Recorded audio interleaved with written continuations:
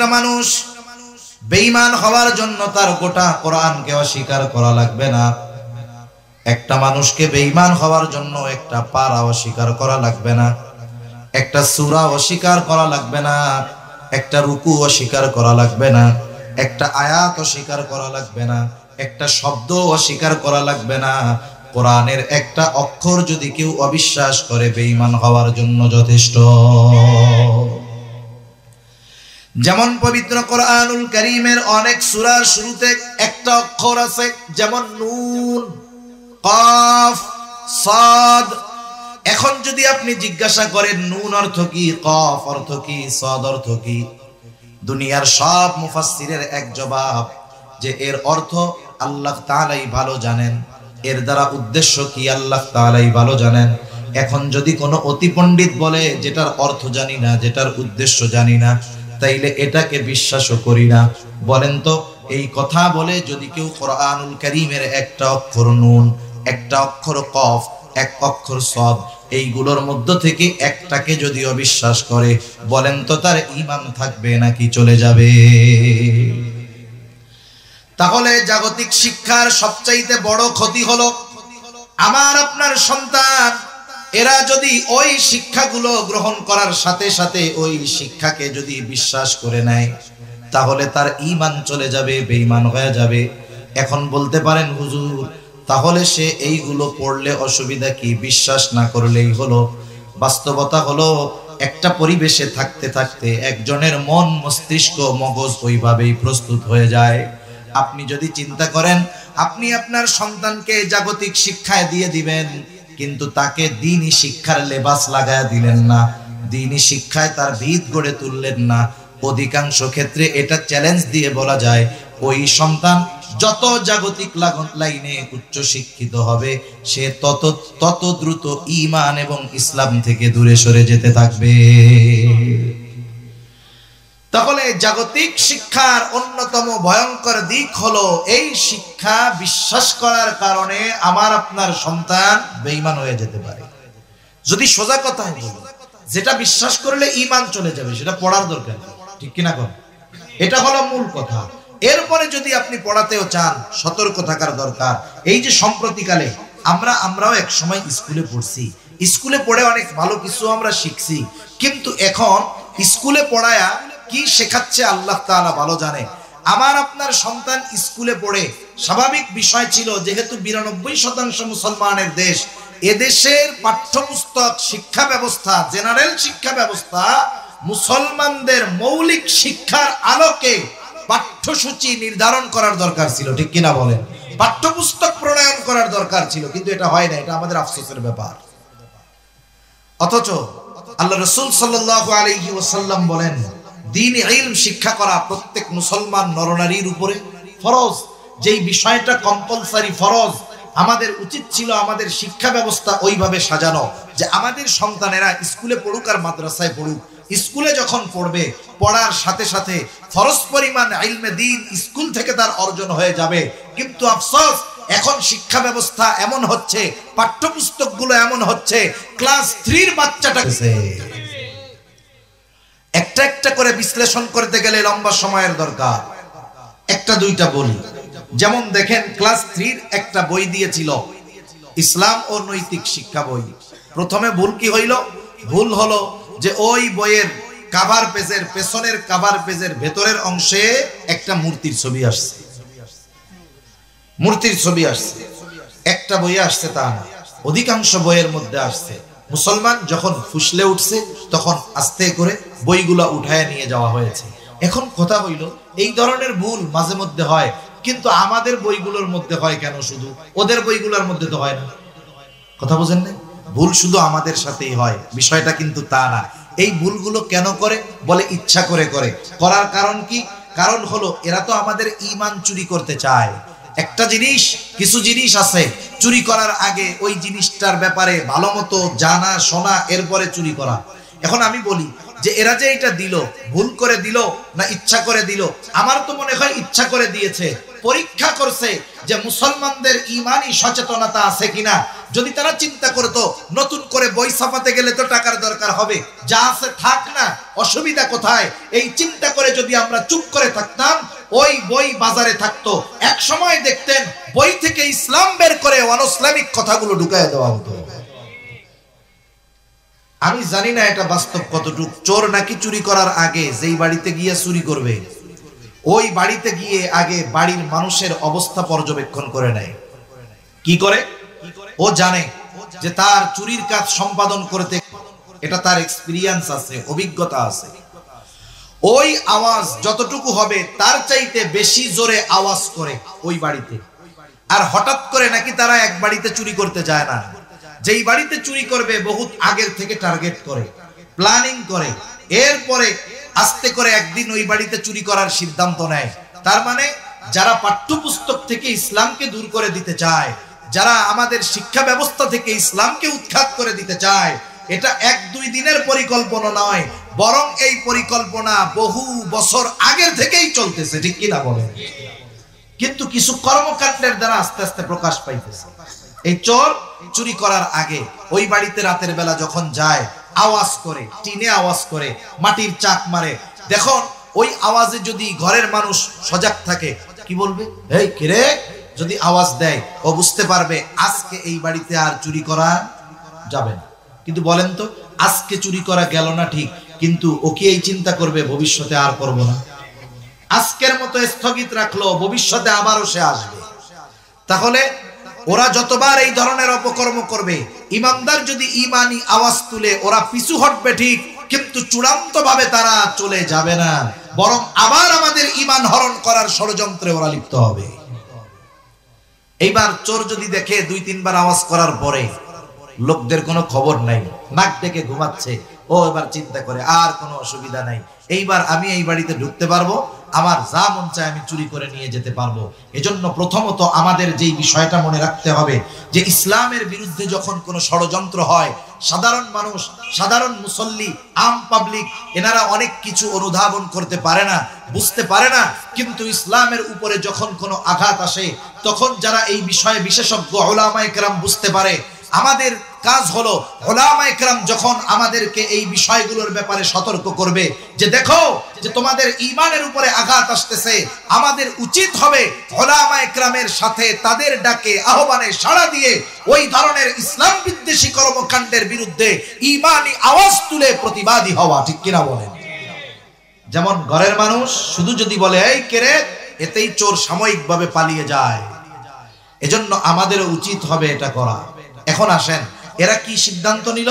এই যে বইয়ের মধ্যে এরকম দিয়েছে, প্রতিবাদ হয়েছে, এইবার হয়তো বাদ দিয়ে দিবে।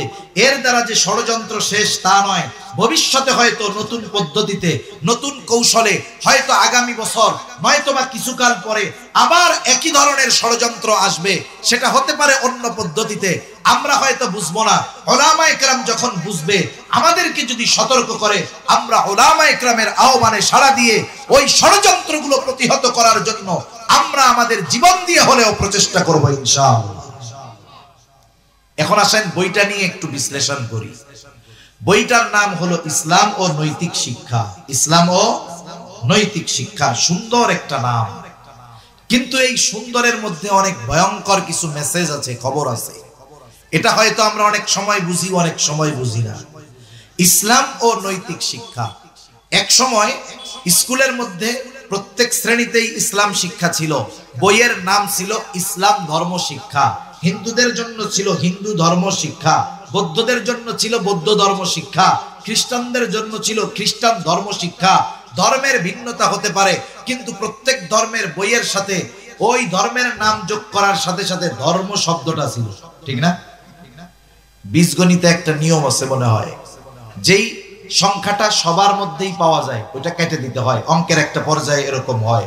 তাহলে হিন্দুদের ধর্মীয় শিক্ষা বইয়ের মধ্যে ধর্ম শব্দ আছে, মুসলমান ধর্ম শিক্ষা, ইসলাম ধর্ম শিক্ষা, হিন্দু ধর্ম শিক্ষা, বৌদ্ধ ধর্ম শিক্ষা, খ্রিস্টান ধর্ম শিক্ষা। তাহলে এক কাজ করো, এদের উদ্দেশ্য কি? শিক্ষা ব্যবস্থাকে একমুখী করা।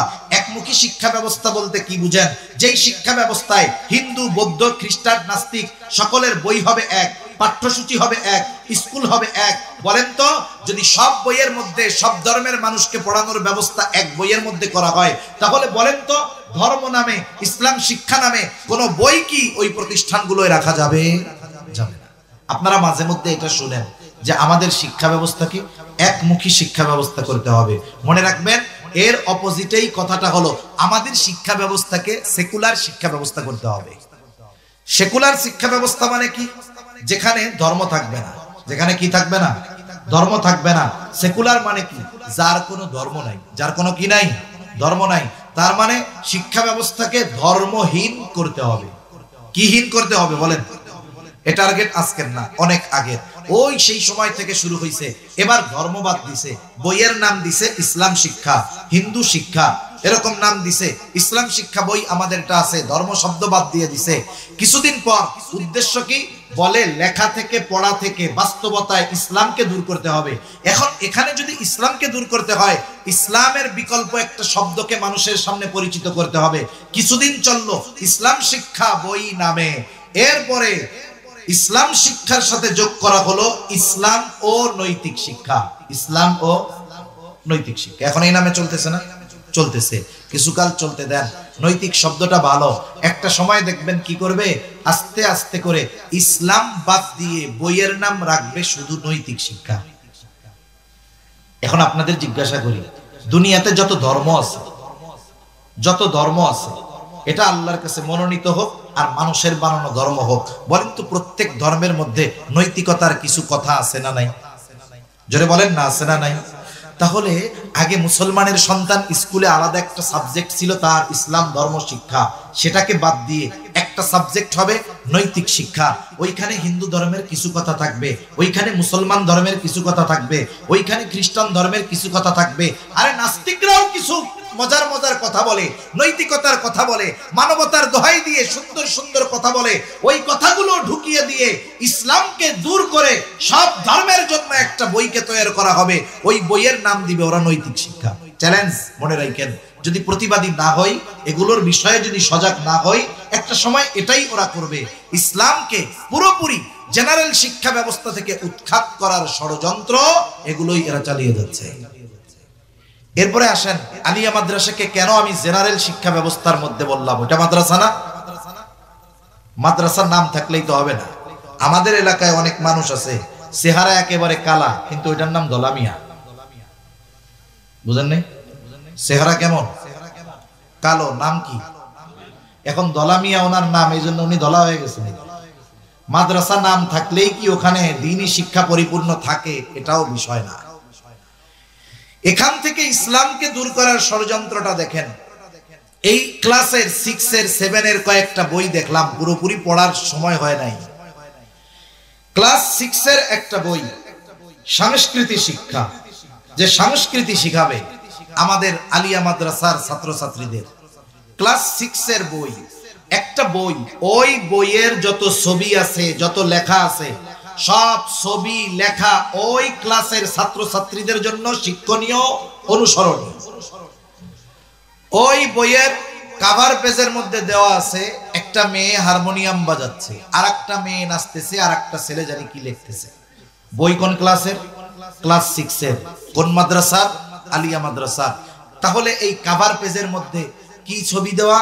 বলে একজন হারমোনিয়াম বাজাচ্ছে, কাপড় চোপড় মাথা টাথা খোলা, বেপরদায়, আর একটা মেয়ে নাচতেছে, আর একটা ছেলে তাদের সামনে লেখালেখি করতেছে। এর দ্বারা কি বোঝাচ্ছে? এই ছবিটার দ্বারা মেসেজ কি? এক নাম্বার, ক্লাস 6 এ যেই ছেলে মেয়েরা পড়ে নিঃসন্দেহে তারা প্রাপ্ত বয়স্ক, বয়স্কা। একটা ছেলে প্রাপ্ত বয়স্ক হয় কত বছরে? বলে আহাদুল বুলুগ হলো 15 বছর, বালেগ হওয়ার সর্বশেষ সীমা 15 বছর। কোন হিসাবে? বলে চন্দ্র তারিখের হিসাবে। তাহলে ইংরেজি হিসাবে একটা ছেলে সর্বশেষ বালেগ হওয়ার, প্রাপ্তবয়স্ক হওয়ার সময় সীমা 14.5 বছরের চাইতে একটু বেশি। এর আগেও সে হতে পারে, অধিকাংশ ক্ষেত্রে আরো আগে হয়ে যায়, 12-13 বছরে হয়ে যায়। তাহলে যেই ছেলেটা ক্লাস 6 এ পড়ে তার বয়স কমপক্ষে 6, 6, 12, 13, 14 বছরের কম না। এখন বলেন এই ছেলেটা যখন বালেগ হলো, মেয়েটা যখন ওই ক্লাসে পড়ে, তারও বয়স 13, 14 বছর, মেয়েরা তো আরো আগে বালেগ হয়ে যায়। এখন একটা ছেলে একটা মেয়ে যখন বালেগ হয়ে যায়, তখন তার উপরে শরীয়তের সকল হুকুম কার্যকর হয়ে যায়, ঠিক কিনা বলে? এখন 13 বছরের একটা মেয়ে আরেকজন ছেলের সামনে, বেগানা একটা ছেলের সামনে, যার সাথে তার ভাই নয়, যে তার বাবা নয়, যে তার রক্তের সম্পর্ক আত্মীয় নয়, এই রকম বাহিরের একটা পুরুষের সামনে একটা মেয়ে মাথা খোলা রেখে, চেহারা খোলা রেখে যেতে পারে? জোরে বলেন না পারে? এখন বলেন, যে বাদ্যযন্ত্র বাজানো হচ্ছে হারমোনিয়াম, এটা কি শরীয়ত অনুমোদন দেয়? নিঃসন্দেহে এটা শরীয়তে হারাম, বেপরদায় চলা হারাম।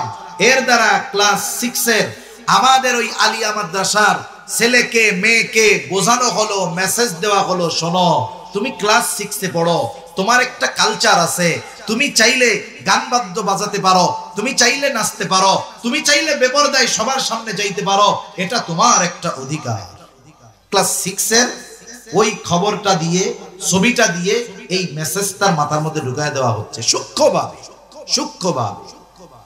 এরপরে আসেন ক্লাস 7 এর একটা বাংলা বই আছে। ক্লাস 7 এর ওই বাংলা বইয়ের মধ্যে ইতিহাস ও সামাজিক বিজ্ঞান, ওইখানে একটা মেয়ের ছবি দেওয়া আছে, এটা হাফ প্যান্ট পরে আছে, স্কুলের বই। 7ম শ্রেণীতে যেই মেয়েটা পড়ে, বলেন তো সে বালেগা যে কোনো সন্দেহ আছে? প্রাপ্তবয়স্কা কোনো সন্দেহ আছে? ওকে কি বোঝানো হচ্ছে? ওকে বোঝানো হচ্ছে, আরে তুমি ক্লাস 7 এ পড়ো, তাতে কি হইছে, তুমি হাফ প্যান্ট পরে চললে কোনো অসুবিধা নেই।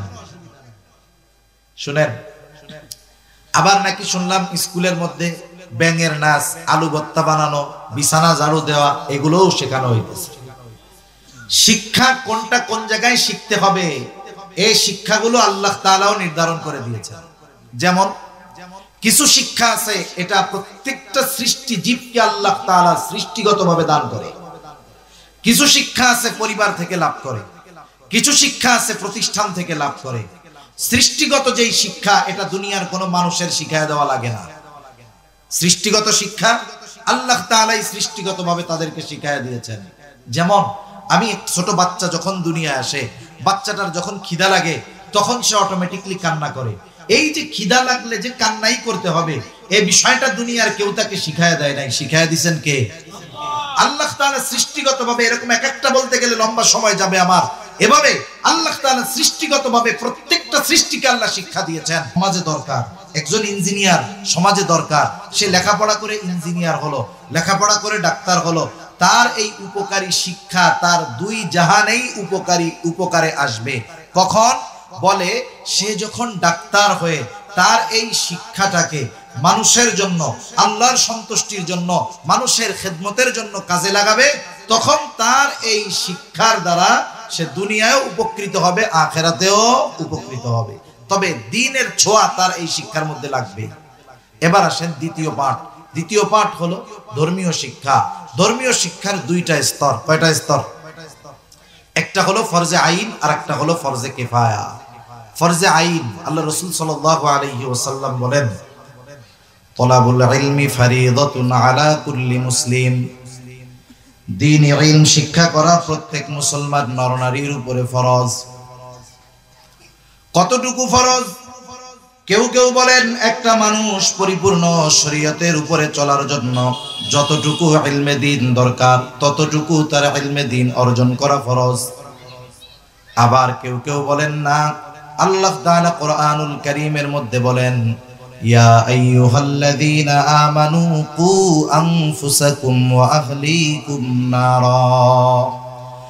আল্লাহ রাব্বুল আলামিন বলেন, হে ঈমানদারেরা, তুমি নিজে জাহান্নামের আগুন থেকে বাঁচো, অধীনস্থদেরকেও জাহান্নামের আগুন থেকে বাঁচাও। এখানে আল্লাহ তাআলার নির্দেশ, নিজেও বাঁচতে হবে, অধীনস্থদেরকেও বাঁচাতে হবে। প্রথম প্রশ্ন হলো, নিজে জাহান্নামের আগুন থেকে বাঁচবো বুঝলাম, অপরকে জাহান্নামের আগুন থেকে কেমনে বাঁচাবো? কারণ দুনিয়ার কোনো মানুষকে আল্লাহ তাআলা এই ক্ষমতা দেন নাই, দুনিয়ার কোনো মানুষকে আল্লাহ তাআলা এই পাওয়ার দেন নাই যে সে নিজে আরেকজনকে জাহান্নাম থেকে বাঁচাতে পারবে। যদি এই ক্ষমতা দুনিয়ার কোনো মানুষকে আল্লাহ তাআলা দিতেন, কমপক্ষে আমার আপনার নবী মুহাম্মদুর রাসূলুল্লাহ সাল্লাল্লাহু আলাইহি ওয়াসাল্লামকে আল্লাহ তাআলা এই ক্ষমতাটা দিতেন। রাসূল আকরাম সাল্লাল্লাহু আলাইহি ওয়াসাল্লাম চাচা আবু তালেব, চাচার দ্বারা আমার আপনার নবীজি কি পরিমাণ সাহায্য পেয়েছেন এটা ইতিহাসের এক অনন্য বিষয়।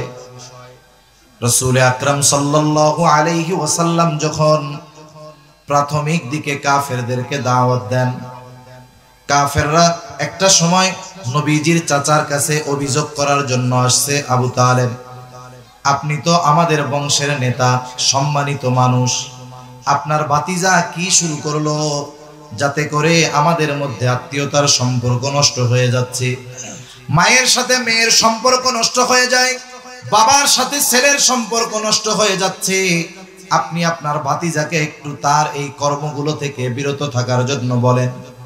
আবু তালেব ওই দিন কাফেরদেরকে কিছু বুঝায় পাঠায় দিল, নবীজিকে কিছু বলেন নাই। যখন কাফেররা দেখলো নবীজিও তার কাজ যথাযথভাবে চালায় যাচ্ছে, ওরাও বুঝতে পারলো হয়তো আবু তালেব মুহাম্মদ সাল্লাল্লাহু আলাইহি ওয়াসাল্লামকে হয়তো কিছুই বলে নাই।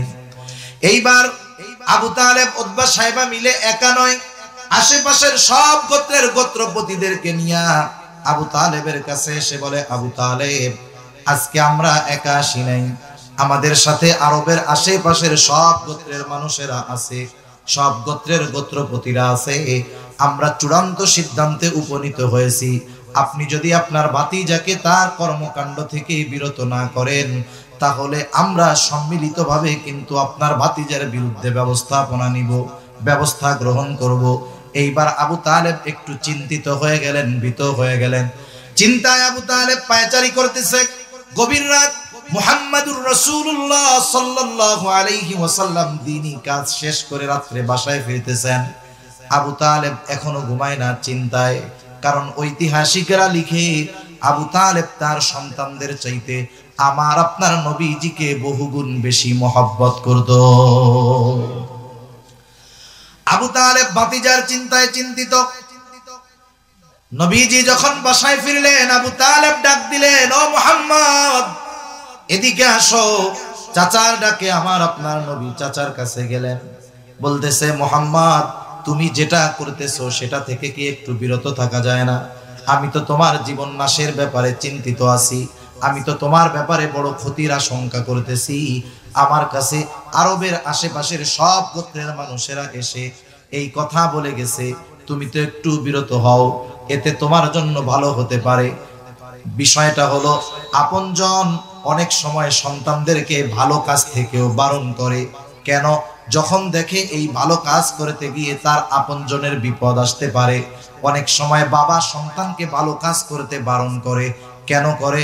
বলে সন্তানের ওই ভালো কাজের কারণে জীবন নাশের আশঙ্কা যখন থাকে। কিন্তু যদি পরিস্থিতি এমন হয়, তার সন্তান যদি তার কর্মের উপরে, তার অবস্থার উপরে দৃঢ় প্রতিজ্ঞাবদ্ধ থাকে, যদি বলে বাবা আমার জীবন চলে যায়, যাক, জন্মেছি মরতেই হবে, ভালো কাজ করতে গিয়ে যদি মরলাম তবুও আমি পিছপা হব না।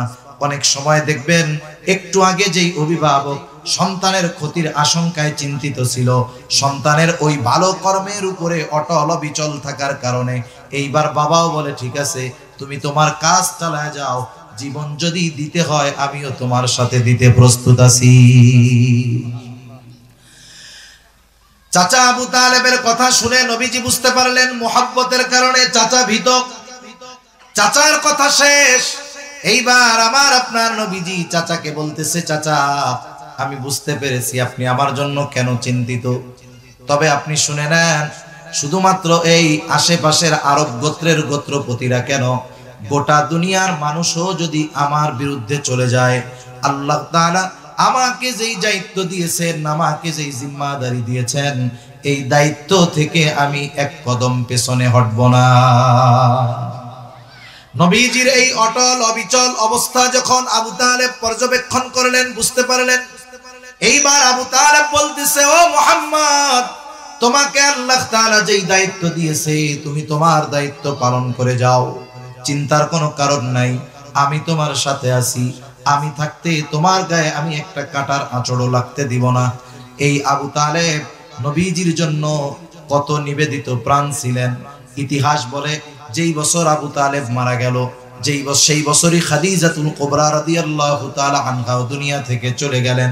খাদিজা নবীজি যখন ঘরে ফিরতেন তাকে সান্ত্বনা দিতেন, পরামর্শ দিতেন, আর বাহিরে আবু তালেব নবীজির সামনে একটা ডালের মতো ছিল। এই দুইজনই যখন একই বছরে দুনিয়া থেকে চলে যায়, ঐতিহাসিকরা এই বছরটার নামই দিয়ে দিছে আমুল হুজুন, পেরেশানির বছর, চিন্তার বছর। এই চাচা আবু তালেব যখন জীবনের একেবারে সংকটময় অবস্থায় পৌঁছিয়ে গেছে, আমার আপনার নবী খুব ভালো মতো জানে চাচা যত মোহাব্বত করুক না কেন, ভালোবাসুক না কেন, যদি ঈমানবিহীন দুনিয়া থেকে চলে যায়, এই মোহাব্বত তার কোনো কাজে আসবে না, তাকে জাহান্নাম থেকে বাঁচা হবে না। এইবার আবু তালেব যখন ওই অবস্থা, নবীজি চাচার শিয়রের কাছে গিয়া খুব আবেগ আপ্লুত মোহাব্বতের সাথে বলতেছে, চাচা আপনি শুধু বলেন লা ইলাহা ইল্লাল্লাহ, যে আল্লাহ ছাড়া কোনো ইলাহা নাই, বাকি বিষয়ের ব্যাপারে আমি আল্লাহ তাআলার কাছে আপনার জন্য সুপারিশ করব। ঐতিহাসিকেরা লিখে আবু তালেবের চেহারার মধ্যে বোঝা যায় সে হয়তো বলবে ভাব, কারণ দেখবেন একটা মানুষের যদি ভালো কোনো মুখ থাকে, অবস্থা যদি ভালো থাকে, তার চেহারার দিকে তাকাইলে বোঝা যায়। এমত অবস্থায় মক্কার কাফেররাও সেখানে উপস্থিত। আবু তালেবের কাছে এসে বলতেছে, আবু তালেব খবরদার, আপনি এই কাজ করেন না, সমাজের মানুষ আপনাকে বীর পুরুষ মনে করে, আপনি যদি মরার সময় বাবার ধর্ম ত্যাগ করে মরেন, তাইলে সমাজের মানুষ আপনাকে কাপুরুষ ভাববে, আপনার যেই সম্মান সেটা থাকবে না, মরার সময় বাপদাদার ধর্মে চুনকালি দিয়া মরছে ওই কাপুরুষটা, এইরকম আপনার ব্যাপারে বলবে। তাকে উত্তেজিত বানায়া দিল। নসিব খারাপ, আবু তালেবের কালিমা নসিব হলো না, দুনিয়া থেকে আবু তালেব চলে গেল। নবীজিও চিন্তিত, আরে যেই চাচা আমার জন্য এত কিছু করলেন, ওই চাচার অনন্তকাল নাজাত পাওয়ার কোনো আর সম্ভাবনা নাই। আল্লাহর নবী চিন্তিত, আর আল্লাহ তাআলা আমার আপনার নবীজিকে বলেন, ইন্নাকা লা তাহদি মান আহবাবতা ওয়ালাকিন্নাল্লাহা ইয়াহদি মান ইয়াশা। আল্লাহ রাব্বুল আলামিন বলেন, ইন্নাকা লা তাহদি মান আহবাবতা, আপনি যাকে ভালোবাসেন, মহব্বত করেন, তাকে আপনি হেদায়েত দিতে পারবেন না। ওয়ালাকিন্নাল্লাহা ইয়াহদি মান ইয়াশা, বরং আল্লাহ তাআলা যাকে চান আল্লাহ তাআলা তাকে হেদায়েত দেন। তার মানে হেদায়েতের মালিক নবীও নয়, হেদায়েতের একমাত্র মালিক কে? দুনিয়ার কেউ কাউকে জাহান্নাম থেকে বাঁচাতে পারে না, জাহান্নাম থেকে বাঁচাতে পারে আল্লাহ। এখন প্রশ্ন হইল, আল্লাহ তাআলা তো কোরআনুল কারীমের মধ্যে নবীজিকেও হাদি বলেছেন, পথ প্রদর্শক বলেছেন। আল্লাহ তাআলা বলেন, ওয়া ইন্নাকা লাতাহদি ইলা সিরাতিম মুস্তাকিম, আমি আপনাকে সিরাতে মুস্তাকিমের হাদি হিসাবে প্রেরণ করেছি, আপনি সিরাতে মুস্তাকিমের পথ প্রদর্শক। আবার আমরাও তো প্রতি নামাজে আল্লাহ তাআলার কাছে আল্লাহ তাআলার শিখায় দেওয়া সবচাইতে দামি দোয়া, সবচাইতে দামি ইবাদতের মধ্যে করি, আমরা আল্লাহর কাছে বলি ইহদিনাস সিরাতাল মুস্তাকিম, আল্লাহ আপনি আমাদেরকে সিরাতে মুস্তাকিমের হেদায়েত দান করেন, মানে সিরাতে মুস্তাকিমের হেদায়েত দান করেন। আবার নবীজিকে আল্লাহ বলেন, আপনাকে আমি সিরাতে মুস্তাকিমের হাদি, পথ প্রদর্শক হিসাবে প্রেরণ করেছি। তাহলে নবী কেমন হাদি, আর আল্লাহ তাআলার কাছে আমরা কেমন হেদায়েত চাই, এটা একটা উদাহরণ দিলে বুঝতে সহজ হবে। মনে করেন একজন মানুষ কোনোদিন গোপালগঞ্জ যায় নাই, এখান থেকে যেই পথ কেউ চিনে না, অথবা যে কখনো ওই পথে যায় নাই, ওই পথ যত সহজ হোক ওটা তার জন্য সহজ নয়, বরং কঠিন, ঠিক কিনা বলেন?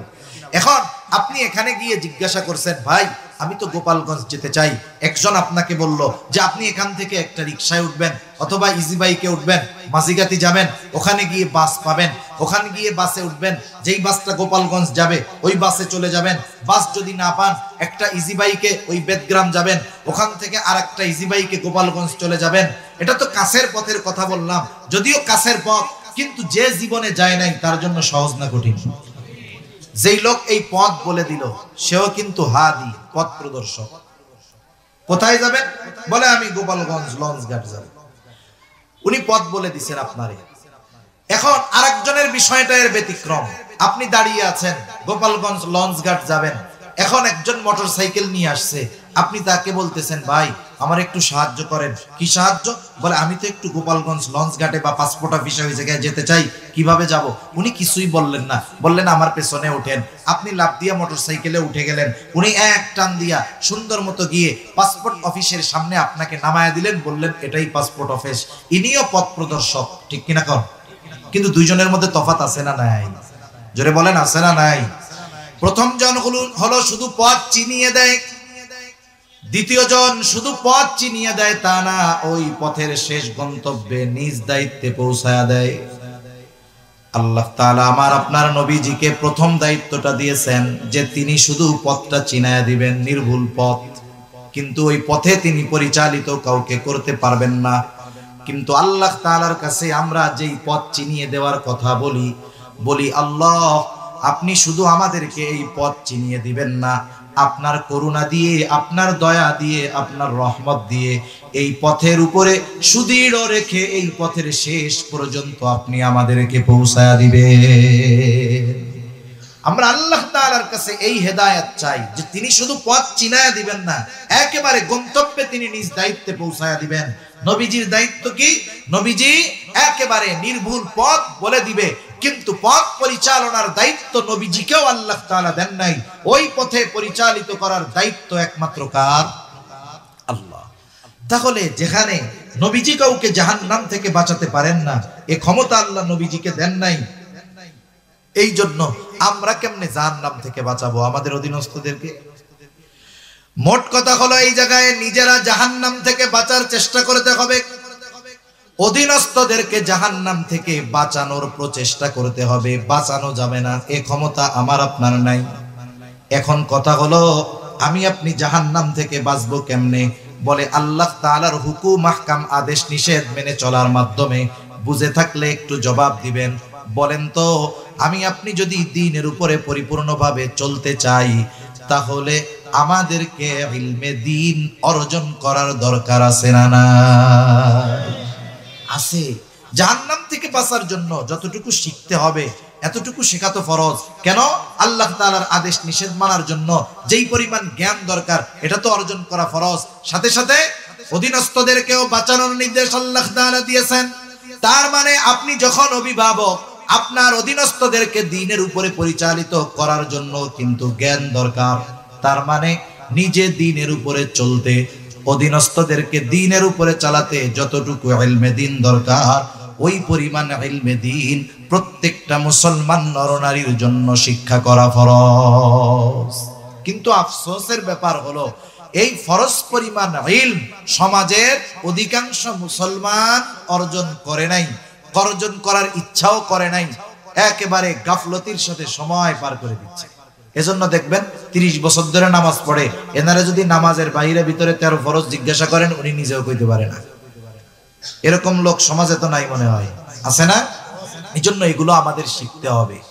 আপনারা যদি না পারেন, আপনাদের যদি দুর্বলতা থাকে, আপনি যদি আপনার মসজিদের ইমাম সাহেবকে গিয়ে বলেন, আপনার মাদ্রাসার মুহতামিম সাহেবকে গিয়ে যদি বলেন যে হুজুর আমাদের তো এই বিষয়গুলো জানার ব্যাপারে ত্রুটি আছে, আমাদেরকে আপনি একটা সিলেবাস করে দেন, আপনি একটা শিক্ষা প্রণয়ন করে দেন যে যতটুকু শিক্ষা অর্জন করলে এই ফরজ দায়িত্বটা আমাদের মাথা থেকে চলে যাবে, এই ফরজ দায়িত্বটা পালন করা হবে, অতটুকু ব্যবস্থা করে দেন।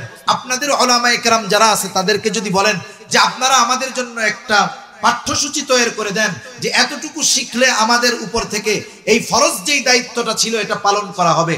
বলেন তো মাদ্রাসার মুহতামিম, আপনার এলাকার উলামায়ে কেরাম, আপনার মসজিদের ইমাম এটা বলবে নাকি যে আমরা পারবো না? বলবে এটা? বলবে না।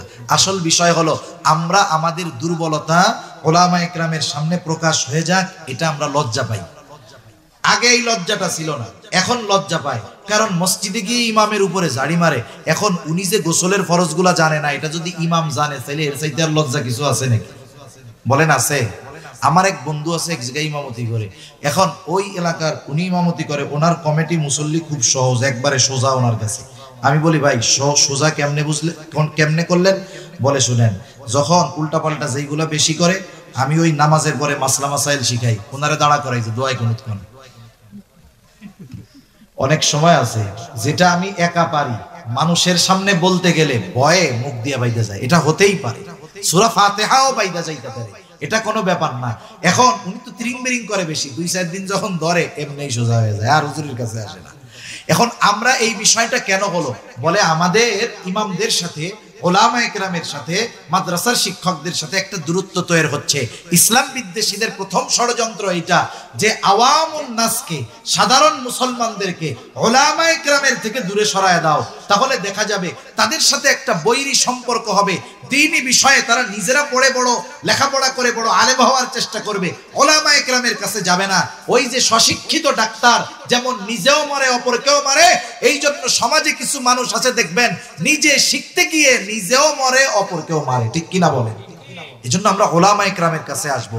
এই যে রমজান মাস সামনে আছে, সময় সুযোগ আছে, আপনার জানা আছে, তারপরেও আপনি ইমাম সাহেবকে বলেন যে আমাদেরকে এই বিষয়গুলো শিখিয়ে দেন, সূরাগুলো ঠিক করায় দেন। আরে দুনিয়ায় একটু লজ্জা পাওয়া ভালো আখেরাতে ডান্ডার বাড়ি খাওয়ার চাইতে, ঠিক কিনা বলেন? দুনিয়ায় একটু লজ্জা পাইলাম তাও ভালো, কিন্তু অনন্তকালের আযাবের শিকার আমার হওয়া লাগলো না। সেজন্য এই ধরনের লজ্জা দূর করে আমরা ওলামায়ে কেরামের কাছে এই বিষয়গুলো শিখবো ইনশাআল্লাহ। শিখবো তো? যাদের সুযোগ আছে তারা তো মাদ্রাসায় গেছে, কিন্তু যাদের সুযোগ নাই তারা কি করবে? ওলামায়ে কেরামের সোহবতে যাবে, অথবা ওলামায়ে কেরামের তত্ত্বাবধানে দাওয়াত ও তাবলীগের মেহনতে সময় লাগাবে। কেন লাগাবে? কারণ ওলামায়ে কেরামের সাথে যদি সে সময় লাগায়, এক্ষেত্রে সে যে কতটা ভিন্নতা এক পরিবেশ পাবে, কত কিছু যে শিখতে পারবে, এটা অকল্পনীয়।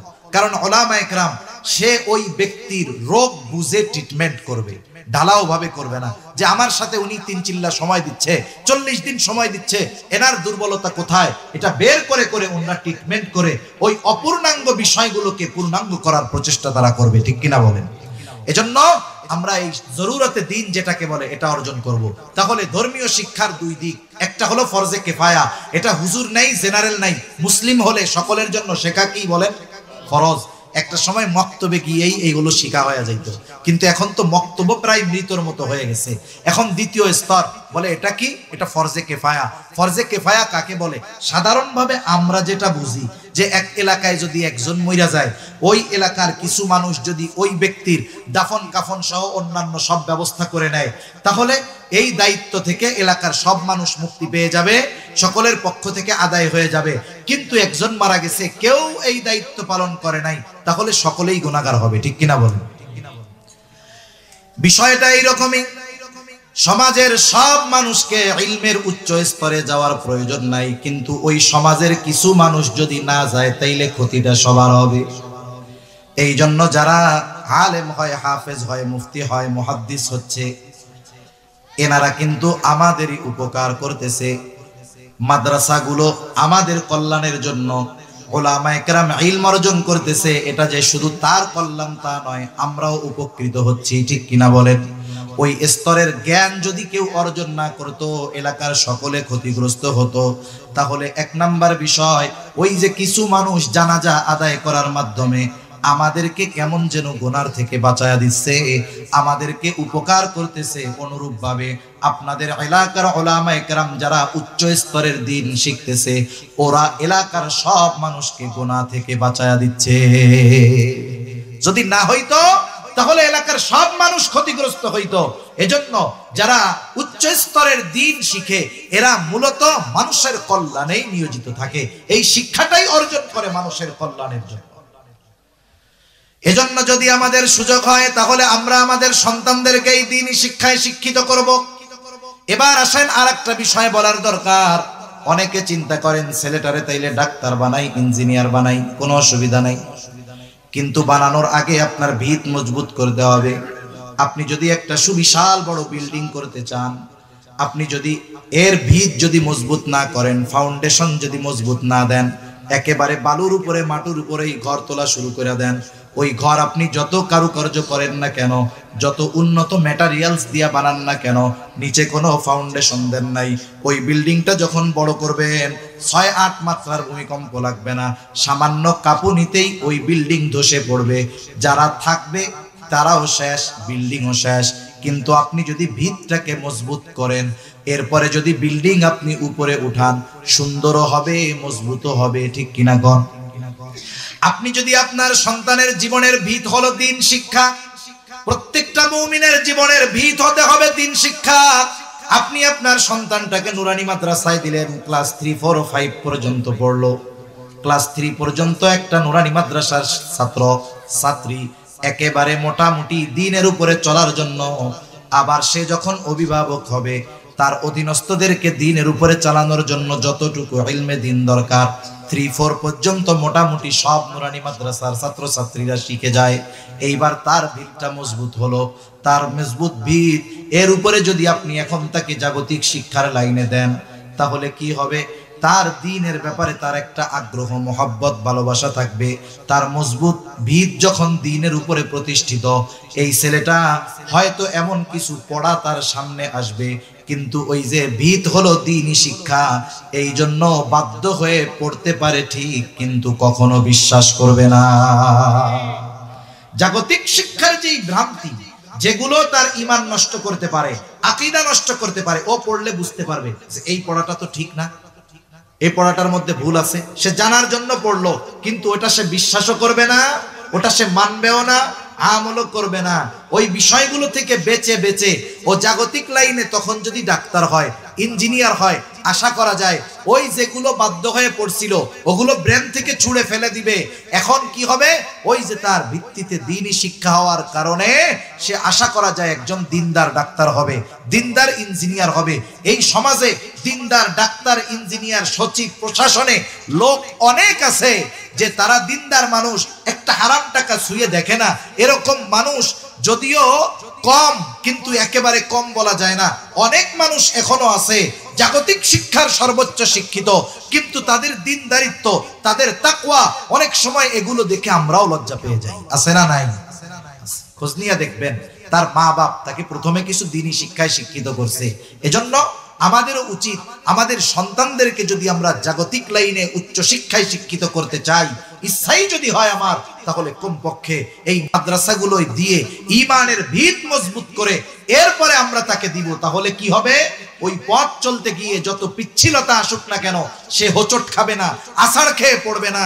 সে ভালো মন্দ নির্ণয় করে সুন্দরভাবে বের হয়ে যেতে পারবে, অগ্রসর হতে পারবে। ঠিক আছে তো ইনশাআল্লাহ? এখন আসেন, সন্তানটারে যদি একটু দুনিয়ার মায়া ত্যাগ করে আলেম বানান, লাভটা কি হবে? এ দুনিয়ায় মানুষ মর্যাদা চায়, সম্মান চায়। অনেক আগে একজন চেয়ারম্যান কয়েক কোটি টাকা খরচ করছে চেয়ারম্যান ইলেকশন। ওনারে জিজ্ঞাসা করা হয়েছিল তখন যে আপনি এত টাকা খরচ করলেন কেন, মানুষরে দিলেন কেন? বলে আমার বড় শখ যে আমি চেয়ারম্যান হব, মানুষ আমাকে সম্মান করবে, আমার আশা শুধু এইটা। তাহলে দুনিয়ার মানুষ সম্মানের জন্য বহু কিছু করে, পয়সা ত্যাগ করে, কিন্তু আসলে সম্মানিত কারা, আসলে কারা মর্যাদাবান? আল্লাহ তাআলা মর্যাদার মানদণ্ড নির্ধারণ করে দিয়েছেন। আল্লাহ রাব্বুল আলামিন বলেন, ইন্না আকরামাকুম ইনদাল্লাহি আতকাকুম। সম্মানিত কে? টাকা পয়সা আছে, জাগতিক পদ আছে, সে সম্মানিত নয়। আল্লাহ তাআলা বলেন যার তাকওয়া, খোদা ভীরুতা যত বেশি, সে তত বড় সম্মানিত। এখন কথা হলো, মানুষের মধ্যে কাদের খোদাভীতি বেশি, কারা আল্লাহ তাআলাকে বেশি ভয় পায়? এটা আমার কথা না, নিজের জন্য বলতেছি তাও নয়, আল্লাহর কথা। আল্লাহ তাআলা বলেন, ইন্নামা ইয়াখশাল্লাহা মিন ইবাদিহিল উলামা। মানুষদের মধ্য থেকে যারা আলেম, তারাই আল্লাহ তাআলাকে বেশি ভয় পায়। এখন যদি আপনি এই কথার সমন্বয় করেন, আবার নবীজিও বলতেছেন একজন আলেমের মর্তবা কেমন, এই মর্তবার ঘোষণা দুনিয়ার কোনো আলেম দেয় নাই, স্বয়ং নবীজি বলতেছেন, ফাদলুল আলিমি আলাল আবিদি কাফাদলি আলা আদনাকুম। একজন আলেমের সম্মান সাধারণ মানুষের মধ্যে কেমন? নবীজি বলেন তোমাদের মধ্যে আমার মর্তবা যেমন, একজন আলেমের মর্তবা সাধারণ মানুষের মধ্যে তেমন।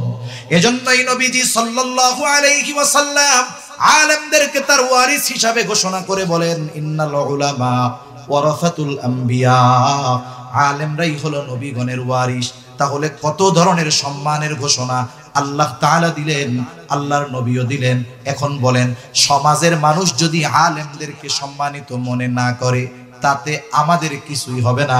কারণ আল্লাহ তাআলা এবং আমার আপনার নবী আলেমদেরকে এই দুনিয়ায় সম্মানিত মানুষ হিসাবে অভিহিত করেছে। এই সম্মান অর্জন তারা কিসের দ্বারা করলো? আল্লাহ তাআলাও বলেন ইয়ারফাইল্লাহুল্লাযীনা আমানু মিনকুম ওয়াল্লাযীনা উতুল ইলমা দারাজাত। আল্লাহ তাআলা বলেন ইয়ারফাইল্লাহুল্লাযীনা আমানু মিনকুম, তোমাদের মধ্য থেকে আল্লাহ তাআলা তাদের মর্যাদাকে সমুন্নত করবেন। তারা কারা? বলে যারা ঈমান এনেছে আর যাদেরকে ইলম দান করা হয়েছে। দেখেন, ঈমান এনেছে, ইলম অর্জন করেছে, এই কথা বলেন নাই, বলে ইলম দান করা হয়েছে। ইলম কি হয়েছে? দেওয়া হয়েছে। তার মানে ঈমান আনছে আর ইলম দিয়েছে। তার মানে একজন আলেম নিজের যোগ্যতায় আলেম হতে পারে না, বরং তাকে এই ইলমের মতো নিয়ামত দান করেন কে? আল্লাহ। এজন্য একজন আলেম তাকে সম্মানিত করেছেন স্বয়ং কে? আল্লাহ। সে নিজ যোগ্যতায় সম্মানিত হতে পারে নাই, বরং আল্লাহ তাআলা বলছেন ওয়াল্লাযীনা উতুল ইলমা, যাদেরকে কি দেওয়া হয়েছে? ইলম দেওয়া হয়েছে। সে নিয়েছে বা সে অর্জন করেছে তা নয়, বরং দেওয়ার ক্ষেত্রে বোঝা গেল আরেকজন তাকে এই ইলম দিয়েছে, আর এই ইলম দিয়ে ওই ইমানদারকে সম্মানিত করেছেন কে? সেজন্য যেহেতু আলেমদেরকে আল্লাহ সম্মানিত করেছেন, আলেমদেরকে নবীজি সম্মানিত করেছেন, এক্ষেত্রে আমরা পিছু হটব না। আমরাও উলামায়ে কেরামকে আমাদের সম্মানের সর্বোচ্চ স্তরে রাখবো ইনশাআল্লাহ। একটু চিন্তা করেন, এখন যদি এই সম্মানিত ব্যক্তি যদি আপনার ছেলে হয়, আপনার সন্তান হয়, আরে দুনিয়ায় যা হয় হোক, দুনিয়ার প্রবলেম অসুবিধার তো শেষ নাই, কিন্তু চোখ বন্ধ হলে কোনো অসুবিধা কি আর আছে নাকি? চোখ বন্ধ তো শেষ, সকল অসুবিধাও শেষ। এখন বলেন, আপনার সন্তান আলেম হওয়ার কারণে জাগতিক লাইনের হিসাবটা ধরেন, একজনের ছেলে বিসিএস ক্যাডার, বড় সচিবালয়ের চাকরি পেয়েছে, শহরে বড় ফ্ল্যাট পেয়েছে, কিন্তু লোকটা কৃষক। এখন এই কৃষক লোকটাকে কি এই কথা বলা হবে নাকি আপনার ছেলে বিসিএস ক্যাডার, বড় ফ্ল্যাটে থাকে, দামি গাড়িতে চড়ে, এটা আপনার ছেলে চড়তে পারবে, কিন্তু আপনি তো কৃষক, আপনাকে তার বাসায়ও ঢুকতে দেওয়া হবে না, গাড়িতেও চড়তে দেওয়া হবে না, এরকম কোনো শর্ত আছে নাকি? বরং ওই কৃষক বাবা যখন যাবে, ছেলেটা যদি তার বড় স্যারের সাথে পরিচয় করায় দেয়, স্যার আল্লাহ তাআলা আমার বাবা আমাদের জন্য মেহনত করেছে, এই যে আমার বাবা, ওনার কারণে, মেহনতের কারণে, আল্লাহর তৌফিকে আমি এই জায়গায় আসছি। ওই বড় বড় অফিসাররা ওই কৃষক বাপকে সম্মান করবে কি করবে না? আপনি একজন সৌভাগ্যবান বাপ, বাপের মতো বাপ, ছেলেরে মানুষের মতো মানুষ বানাইছেন। দুনিয়ার লাইনে একটা ছেলেকে জাগতিক সামান্য সম্মান অর্জন করার ব্যবস্থা, প্রচেষ্টা আপনি করলেন, এক্ষেত্রে কত মানুষের প্রশংসার দাবিদার আপনি হন। আর আপনি যদি দুনিয়ার স্বার্থ ত্যাগ করে একটা ছেলেকে যদি আলেম বানান, একটা ছেলেকে যদি হাফেজ বানান, বলেন তো আখিরাতে ওই সন্তান যদি সম্মানিত হয়, এই মা বাবা যারা দুনিয়ায় ত্যাগ স্বীকার করলো, তাদেরকে আল্লাহ তাআলা সম্মানিত করবেন কি করবেন না? এজন্য আমরাও যদি দুনিয়া আখিরাতে সম্মানিত হতে চাই,